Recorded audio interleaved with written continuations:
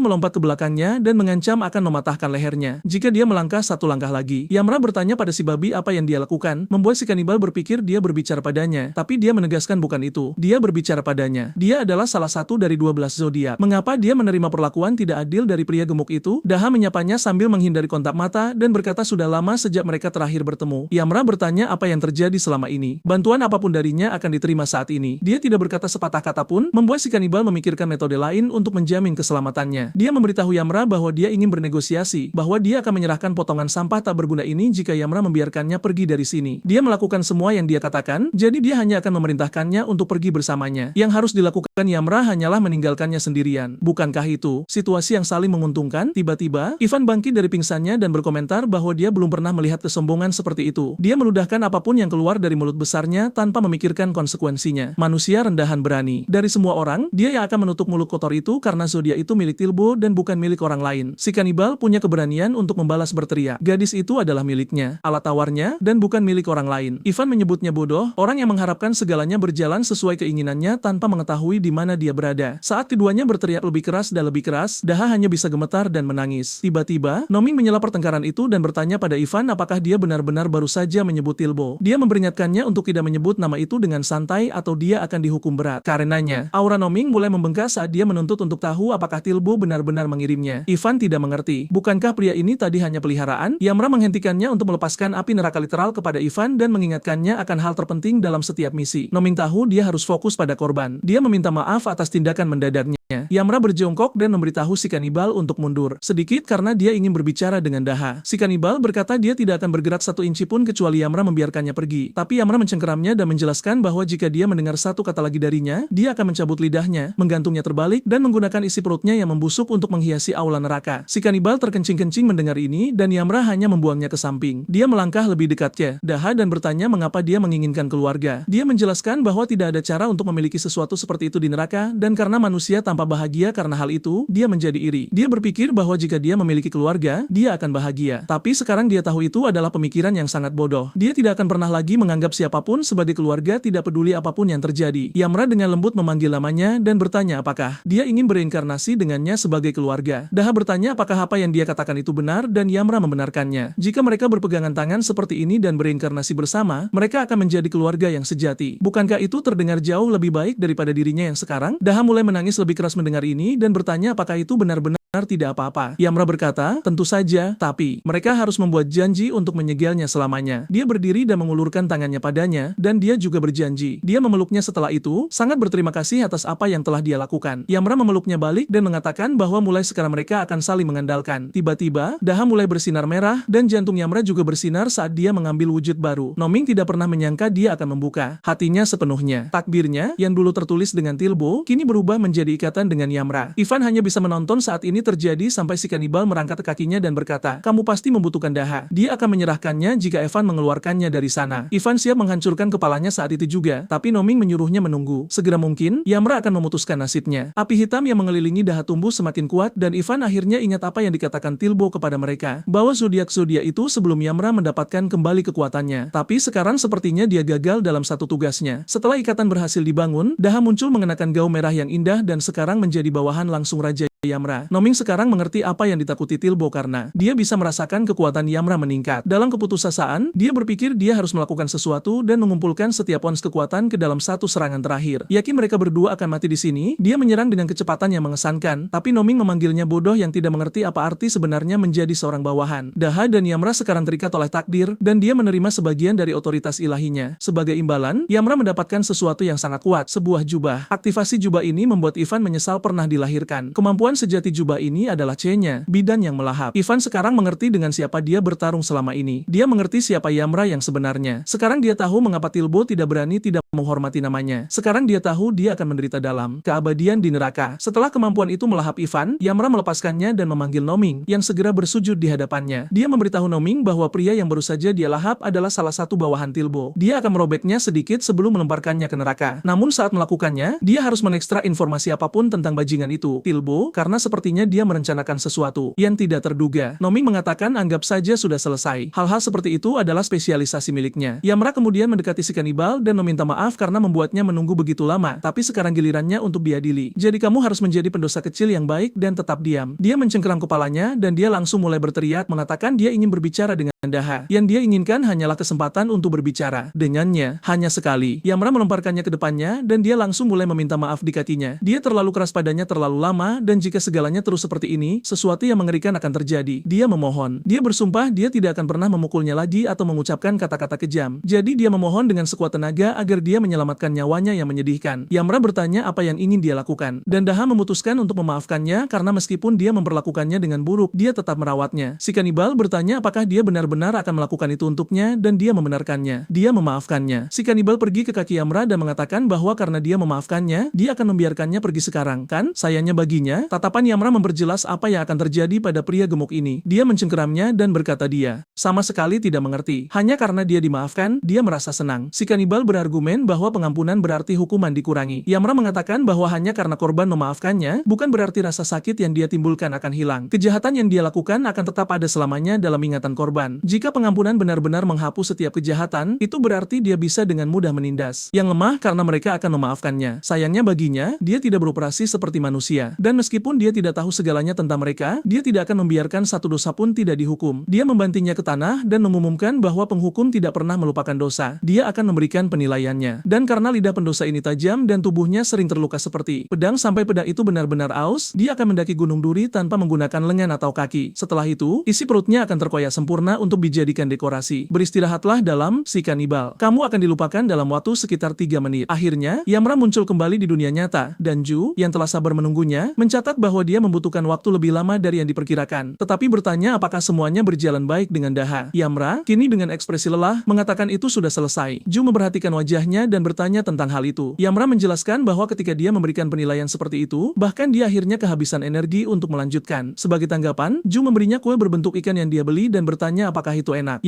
Yamra bertanya dari mana dia mendapatkannya, dan saat mereka meninggalkan mal, dia berkata, ada toko tepat di depan. Berkat Biku, yang memberinya waktu ekstra, dia bisa membelikannya karena dia pikir dia pasti lapar. Yamra memperhatikannya saat dia melompat-lompat di sepanjang trotoar dan berkata dia bekerja keras hari ini, jadi mereka harus menyelesaikan segalanya dan pulang. Yamra menghabiskan kuenya dan juga melompat-lompat di sepanjang trotoar, tersenyum pada kesederhanaan kehidupan manusia. Di kantor Biku, asistennya mengatakan mereka mendeteksi aktivitas orang mati di 5 lokasi di seluruh negeri. Biku mengerti bahwa lokasi-lokasi ini juga merupakan tempat di mana 12 zodiak diduga berada. Tentu saja, itu bukan kebetulan, tapi dia juga penasaran dengan apa yang dilaporkan Ju mengenai insiden di mal. Asistennya mengatakan mereka belum mengonfirmasi segalanya, tetapi menurut temuannya, pria mati itu adalah bawahan Tilbo, dan Tilbo sendiri sepertinya sedang mengumpulkan 12 zodiak atau sesuatu. Biku bertanya-tanya mengapa dia melakukan ini karena mereka adalah mantan bawahannya dan seharusnya hanya mematuhi perintahnya, tapi sebaliknya dia menggunakan kekerasan. Waktunya juga pas karena orang mati menjadi jauh lebih gelisah setelah Yamra datang ke tempat ini. Tilbo pasti merasakan tekanannya saat dia muncul dan mengumpulkan zodiak untuk semacam rencana. Tiba-tiba apa yang tampak seperti bintang mulai bersinar terang di langit yang membingungkan Biku, tetapi dia akhirnya mengerti apa itu. Dia berkata bahwa bajingan itu memainkannya seperti ini karena dia tahu mereka akan menyadarinya dan tidak akan mengikutinya setelah kesalahan itu. Dia dengan cepat menulis sesuatu di kertas dan memerintahkan agar segera dikirim ke Yamra. Dia mengerti, tapi kemudian dia tiba-tiba mendorongnya ke dinding dan berkata dia juga memiliki misi lain yang sangat penting untuknya. Dia membisikkan sesuatu di telinganya saat sosok bayangan perlahan mendekat. Dia kemudian mendorongnya lagi dan berkata misi ini adalah yang paling penting. Hidupnya benar-benar bergantung padanya. Dia mendorong pemuda itu dan menjelaskan bahwa ini adalah satu-satunya kesempatan mereka. Pria lain menatapnya dan mengatakan dia sudah tahu mengapa mereka ada di sana. Jadi dia harus bersiap untuk pergi. Tilbo telah memanggil mereka semua. Biku mencoba mengulur waktu sebanyak mungkin, bertanya mengapa Tilbo tiba-tiba mengumpulkan zodiak begitu agresif. Apa yang dia coba capai dengan semua ini? Dia tidak mengerti karena dia tidak seperti ini sebelumnya. Janwu tidak ada di sana untuk obrolan basa-basi. Jadi, dia menarik gagang pedangnya dan memukul Biku 3 kali, membuatnya langsung jatuh ke tanah. Dia memerintahkan bawahannya untuk membawanya sementara asistennya hanya bisa menonton, tidak tahu apa yang harus dilakukan dalam situasi itu. Sayangnya baginya, Janwu menyadari dan bertanya-tanya apakah ada tikus di gedung itu. Itu membuat asistennya lari. Dan salah satu bawahan Janwu bertanya apakah mereka harus mengejar. Dia bilang tidak perlu membuang energi dan memerintahkan salah satu orang mati untuk membuka portal karena mereka akan mengejar zodiak lainnya. Setelah selesai dan semua orang mulai lewat, seorang pria mati dengan penampilan biksu bertanya apakah dia bisa menyelinap pergi sebentar. Pria mati berambut merah berkomentar bahwa dia melakukannya lagi seperti waktu itu. Apakah dia benar-benar menikmati menyiksa manusia sebanyak itu? Biksu sesat itu mengatakan itu adalah kata-kata kasar yang tentu saja tidak ada hubungannya dengan dia. Tapi Janwoo mengizinkannya dengan satu syarat. Jika dia bertemu Yamra, dia bahkan tidak boleh berpikir untuk bertarung. Pria mati berambut merah itu berkata untuk memanggilnya jika dia menemukan sesuatu yang menyenangkan untuk dilakukan. Dan biksu sesat itu tersenyum, berkata, tentu saja, kenapa tidak? Keesokan harinya, Yamra dan Ju mendobrak pintu pagi-pagi sekali. Mereka rupanya dipanggil mendadak untuk sebuah kasus yang Ju minta maaf, tapi Yamra hanya bertanya-tanya apa yang terjadi sehingga mereka harus bergerak sepagi ini. Ju menjelaskan bahwa markas pengurus pemakaman diserang oleh orang mati, dan banyak dari mereka memiliki kain kafan, jadi seluruh area di sekitar markas ditutup. Seorang sopir taksi memanggil mereka dan segera pergi saat mereka masuk. Ju memintanya untuk membawa mereka sedekat mungkin ke area terlarang dan juga membantu Yamra dengan sabuk pengamannya. Dia bertanya-tanya bagaimana mereka bisa diserang begitu mudah karena mereka seharusnya adalah orang yang menangkap orang mati.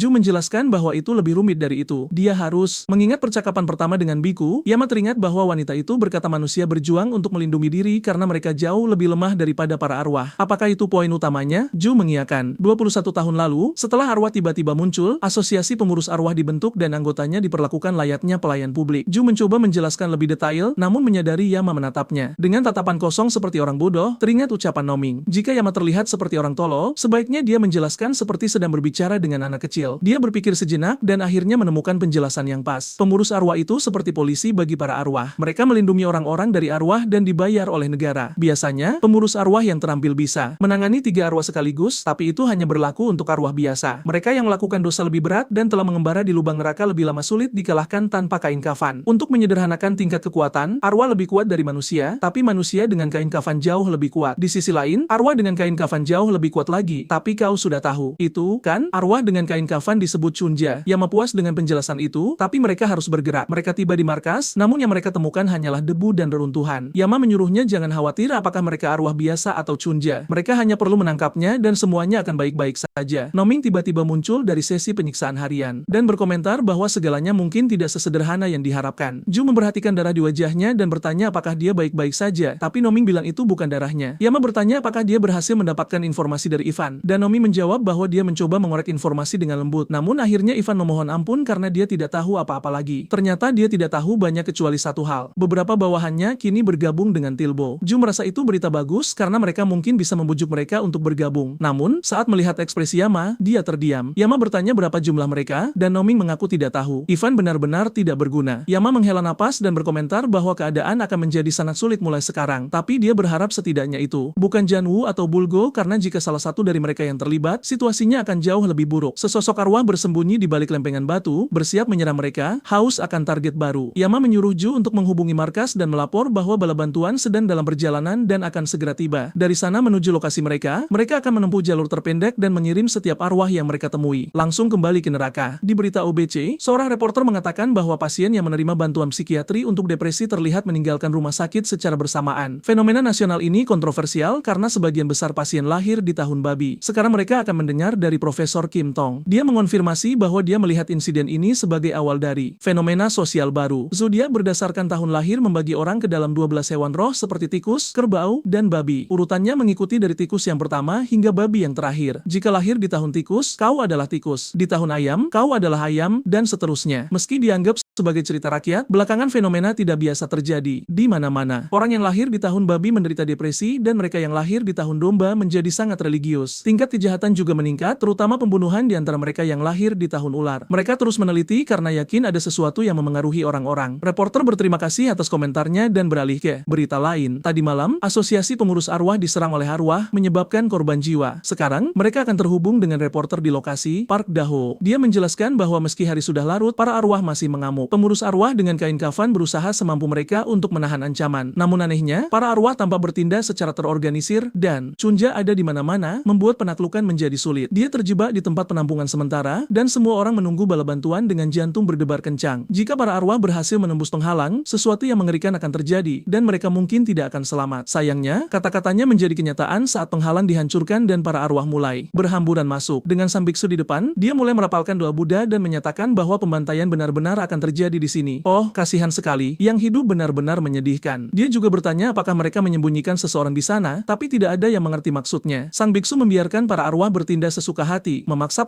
Pengurus arwah mengaktifkan kain kafan mereka. Sang pemimpin memerintahkan agar yang terluka dibawa keluar dan mereka akan menahan pertahanan sementara itu. Semua orang menggunakan kemampuan mereka untuk membunuh arwah apapun yang mendekat. Namun meski mereka berhasil menyelamatkan beberapa orang dan melenyapkan kelompok besar arwah, jelas mereka mulai terdesak. Sang pemimpin menyadari mereka perlahan dihancurkan dan tidak tahu harus berbuat apa. Tiba-tiba, secercah harapan muncul saat salah satu pria berkata, "Bala bantuan telah tiba." Sang pemimpin sangat gembira mendengarnya dan bertanya berapa banyak, dan pria itu menjawab bahwa hanya ada 2 orang. Pemimpin mengira dia bermaksud 200 yang akan cukup. Tapi ekspresi pria itu membuatnya berpikir mungkin 20 yang juga masih bisa diterima. Saat wajah pria itu dipenuhi keputusasaan, sang pemimpin menyadari hanya 2 orang yang datang, yang berarti mereka benar-benar tamat. Sang biksu muncul di belakangnya dan berkata mereka hidup di masa yang malang karena bahkan para dewa tampak telah meninggalkan mereka. Sang pemimpin bisa melihat hanya dengan menatap bahwa arwah di depannya terlalu kuat untuk dilawan. Dan kini hidupnya ada di tangan arwah tersebut. Sang biksu berkomentar bahwa dari tiada mereka datang dan ketiada mereka kembali. Begitulah kehidupan, menyedihkan dan fana, mati tanpa tujuan. Apakah dia tidak menganggapnya sebagai kesia-siaan? Sang pemimpin tidak menjawab, membuat sang biksu memintanya untuk tidak terlalu tegang karena dia hanya ingin berbicara. "Tahukah kau bahwa biku sudah tertangkap?" Sang pemimpin bertanya mengapa mereka melakukan itu, dan sang biksu berkata itu tidak penting sekarang. Tadi malam saat mereka menjemputnya,